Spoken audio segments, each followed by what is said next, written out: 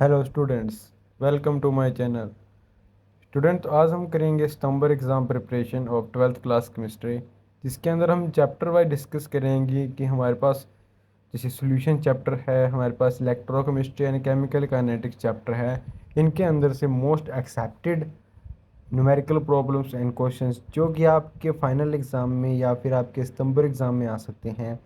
तो उसके रिलेटेड हमारे पास जो फर्स्ट चैप्टर है सॉल्यूशन के, मैं कुछ आपको इंपॉर्टेंट क्वेश्चन बता रहा हूँ न्यूमेरिकल बेस्ड, जो आप कर लेना, जिनके चांस बहुत ज़्यादा हैं आने के, और इस टाइप के भी क्वेश्चन आ सकते हैं आपके पेपर में, जो मैं डिस्कस करूँगा इस वीडियो के अंदर। फर्स्ट क्वेश्चन है सॉल्यूशन चैप्टर में से, vapour pressure of water at 20 degree Celsius is 17.5 mm of mercury and lowering of vapour pressure of sugar solution in 0.061 mm of HG।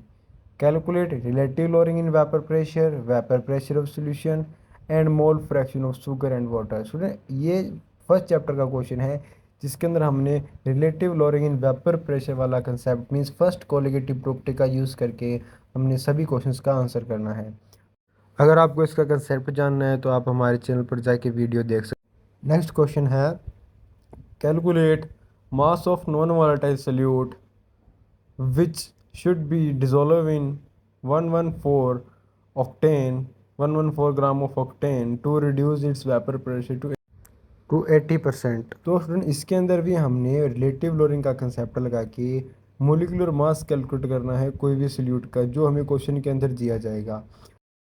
Third question है हमारे पास, molar elevation constant for benzene is 2.52 kelvin molality and a solution of same organic substance in benzene boils at 0.126 degrees Celsius higher than benzene. What is the molarity of the solution? तो ये question हमारे पास क्या है, elevation in boiling point वाले colligative property में से लिया गया है।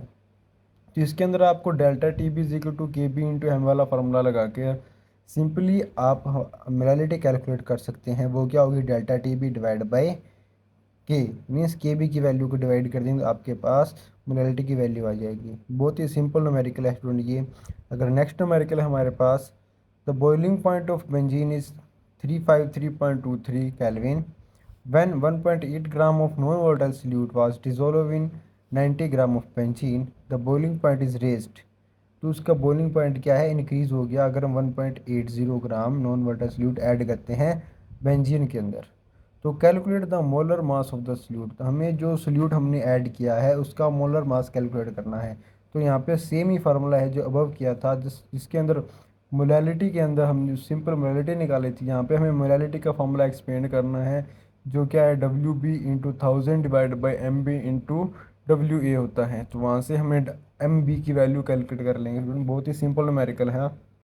नेक्स्ट क्वेश्चन है हमारे पास, based on the freezing points या डिप्रेशन इन फ्रीजिंग पॉइंट।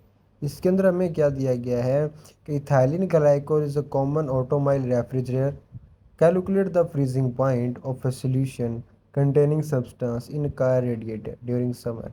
कि हमें एक इथाइलिन ग्लाइकोल जो कि हम कार रेडिएटर के अंदर यूज़ करते हैं ड्यूरिंग समर के लिए।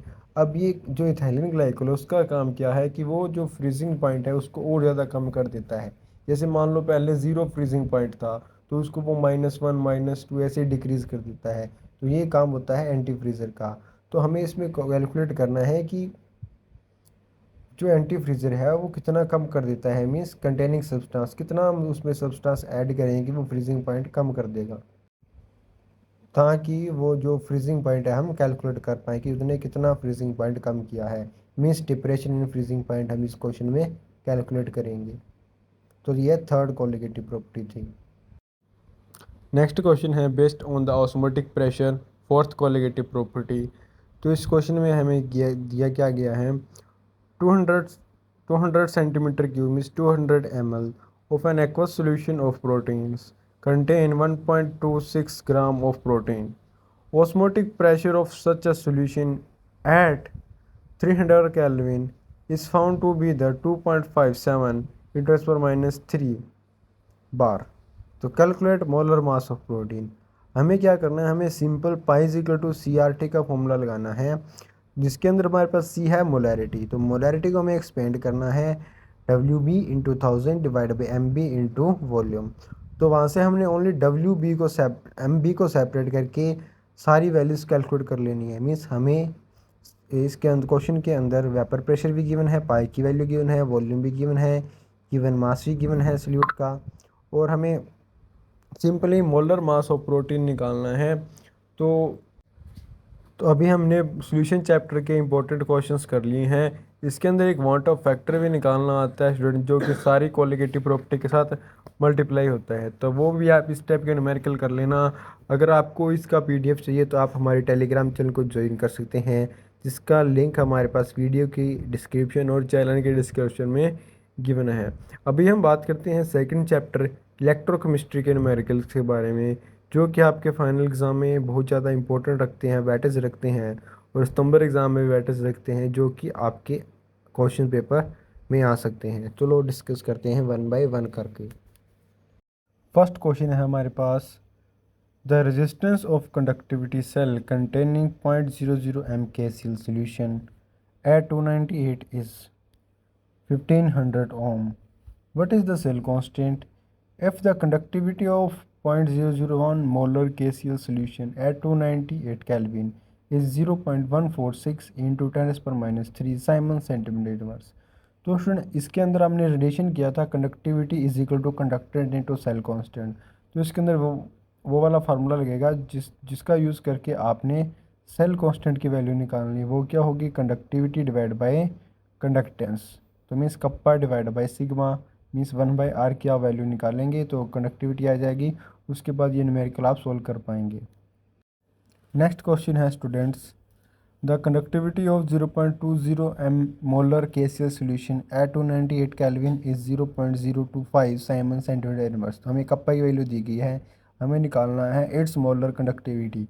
तो हमने मोलर कंडक्टिविटी का फॉर्मूला किया था lambda m is equal to kappa into 1000 divide by concentration. Means kappa की value 0.25 divide into 1000 divide by 0.2। तो इसकी वैल्यू आप निकाल सकते हैं by the using of molar conductivity formula.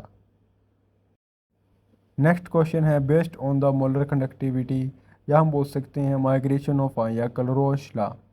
तो the molar conductivity at infinite dilution for sodium acetate, hydrochloric acid and sodium chloride is respectively given है हमें 91, 425.9, 126.4 साइमन सेंटीमीटर स्क्वायर पर मोल रिस्पेक्टिवली एट 298 केल्विन। हमें calculate करना है molar conductivity of acetic acid.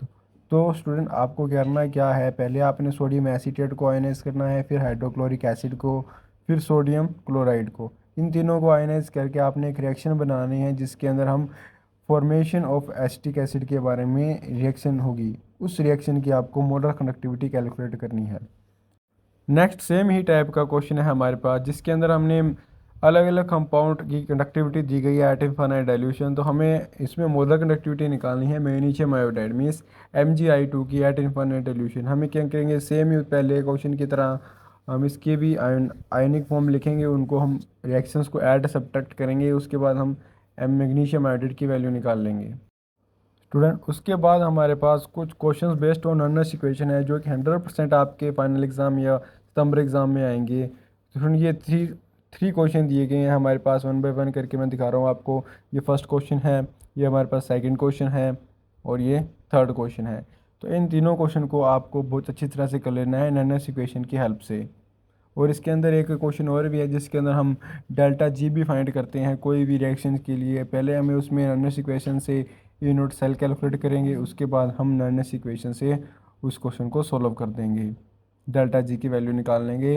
Delta G is equal to minus ENF E nought cell. Third chapter है student chemical kinetic. इसके अंदर कुछ इंपॉर्टेंट क्वेश्चन है जो कि फर्स्ट ऑर्डर काइनेटिक्स के ऊपर बेस होंगे। खास कर 3 क्वेश्चन दिए गए हैं जो कि सेम ही टाइप के, जिसके अंदर हमें एक 50% रिएक्शन 20 मिनट में कंप्लीट है, एक 50% रिएक्शन 23.1 मिनट में कंप्लीट है, एक 20% रिएक्शन 5 मिनट कंप्लीट है। पहले स्टेटमेंट से हम के की वैल्यू फाइंड कर लेंगे रेट कांस्टेंट की, और सेकंड वाले स्टेटमेंट में जितनी कंप्लीशन की हमें पूछा गया है उतनी रिएक्शन कंप्लीट होने पर हम टाइम पीरियड कैलकुलेट कर लेंगे। तो ये क्वेश्चन बहुत ईजी है स्टूडेंट, कर लेना। 100% इस टाइप का क्वेश्चन आपके एग्जाम में आएगा। कुछ और क्वेश्चन है सिमिलर टाइप्स के जिसके अंदर हमें टाइम पीरियड ही निकालना है for some completion of reaction. Student next है हमारे पास numericals based on the activation energy. अब एक्टिवेशन एनर्जी कैलकुलेट करने के लिए हम दो डिफरेंट टेम्परेचर पर टू डिफरेंट रेट कांस्टेंट की बात करेंगे, जो कि आप कंसेप्ट क्लासेस में आप ऑलरेडी कर चुके हैं, थ्योरी क्लासेस में, कि हमें एक्टिवेशन एनर्जी का फार्मूला क्या होता है। उसके बेस पर हमारे पास ये न्यूमेरिकल्स हैं, जिसके अंदर हमारे पास दो टेम्परेचर दिए दिए दिए जाएंगे, या हमें दो टेम्परेचर पर फर्स्ट ऑर्डर रिएक्शन का यूज़ करके रेट कांस्टेंट की वैल्यू फाइंड करनी होगी। तो उनके बेस्ट पर ये न्यूमेरिकल है, तो आप ये अच्छी तरह से कर लेना, और ये इंपॉर्टेंट न्यूमेरिकल है जो कि आपके एग्ज़ाम में आ सकते हैं। तो स्टूडेंट ये थे हमारे पास फर्स्ट 3 चैप्टर्स के numericals and important question. Next हम डिस्कस करेंगे डी और F block and coordination compound के सम इंपॉर्टेंट क्वेश्चंस। जो स्टूडेंट चैनल पर पहली बार जुड़े हैं, चैनल को सब्सक्राइब करें एंड वीडियो को लाइक करें और शेयर करें। Thanks, have a nice day.